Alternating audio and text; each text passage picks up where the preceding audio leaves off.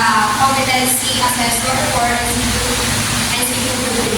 The purpose of this assessment is to evaluate your skills and knowledge in accordance to the TESDA accreditation. So please ensure that you are prepared and that you will follow all the instructions here. Before we start, let's have orientation first. For our assessment, we have overview, we have written oral question, and practical demonstrations. And for our NCQ qualification, first is clean and maintain kitchen premises, and the second is prepare hot meals like meat, poultry, seafood, vegetables, starch, dishes, and also prepare cold meals like salad, sandwiches, and dressings.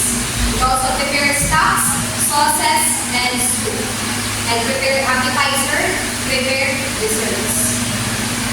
And for our rules for our assessment, for the first is, please observe cleanliness and orderliness.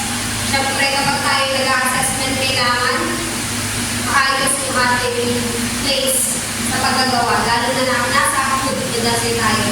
So the second is, mobile phone should be turned off or put on silent. Also, dahil nasa assessment tayo, we should off our devices. And also, no coaching or sharing of answer is allowed during the assessment. For assessment criteria, you will be assessed based on performance criteria, critical aspect of competence, and underpinning knowledge and skills. Also, you need to demonstrate both accuracy and adherence to safety standards.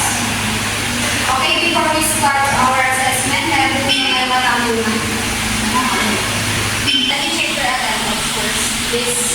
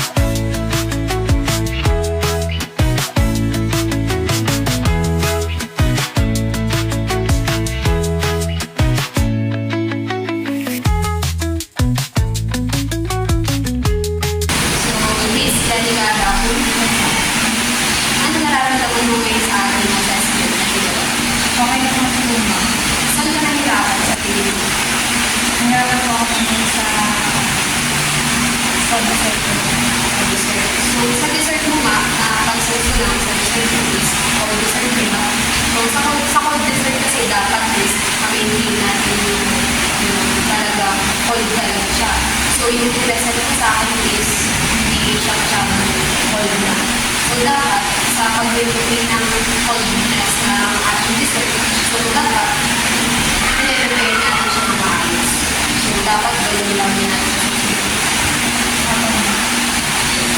Nagkaroon ako. So, congratulations on being received for the table. Miss Luwado? Yes, ma'am. Kamusta naman yung ginawa namin sa So, medyo nagkamabahan ko na hindi ko ako makakatawa. Nanapit ko na nakakabito. Siguro, din sa akin. Salamat naman kasi nakita ko dito yung mga hindi natin inaasahan na pangyayari.